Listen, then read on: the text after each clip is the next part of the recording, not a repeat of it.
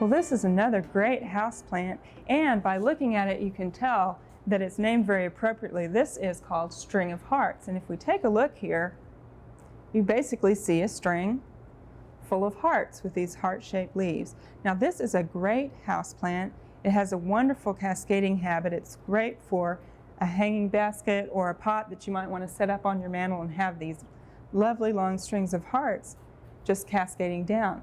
Now this plant comes from arid regions. It's from regions of South Africa. And this is a fun thing with your houseplants to know where they come from, because that can actually give you clues on what kind of environment they'll like in your home. This is from South Africa, and it actually is a succulent that likes an arid environment. And in the wintertime, that can be kind of hard for us to remember that it likes to have a drier time in the winter because it's cold, so we won't want to water this plant very much. Now, this plant also has some interesting things about it. If you look down this string, you'll notice that ever so often you'll have a little nodule down here on the string, and these are actually tubers, and this is how the plant is propagated. You can just take these tubers and cut them off, and I'm just going to take one of these right now, cut it off, and then leave a little bit of length of leaves with it.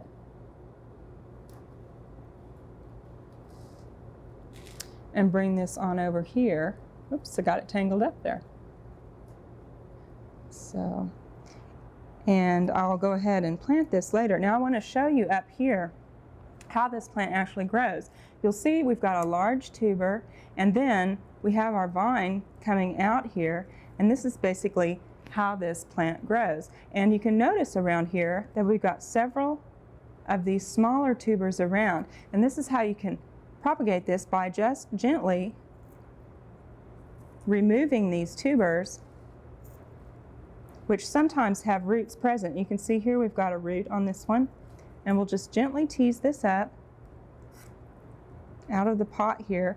And you want to be careful, try not to damage any of the roots that are present already, because it's already got a head start on you if it's got some roots going.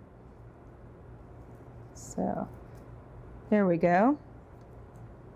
And we'll take a little bit of the string with us. And then what we want to do is we want to put this in a pot. Now the potting mix that I've used here is half peat moss and half sand. And this is actually a very well-drained soil mix, somewhat like you would use for cacti and other succulents, because we don't want this to be too wet. Now what I'll do is I'll place this in this mix so that it's just barely at the soil surface, and then I'll just fill in around it. Now it works really well if you put several of these around the edge so that you got this trailing habit going on here. And this one, it doesn't have any roots, but I'm still just going to put it in here right at soil level with this, and we'll be ready to go. Now I'm going to repeat this around the edge of my pot so it'll fill in really nicely. And one thing that you want to remember when you're transplanting succulents, you're starting these out, you don't want to water them in right away. There aren't many roots there, and you don't want to set up a situation where you might promote root rot. So let these settle in a little while and then water them real good, and through the winter we'll want to keep this on the dry side.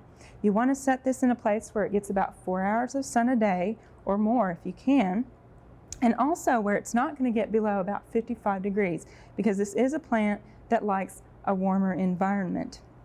And we'll let that grow through the winter, and in the spring we'll have a nice pot of string of hearts that we can use to decorate our home with.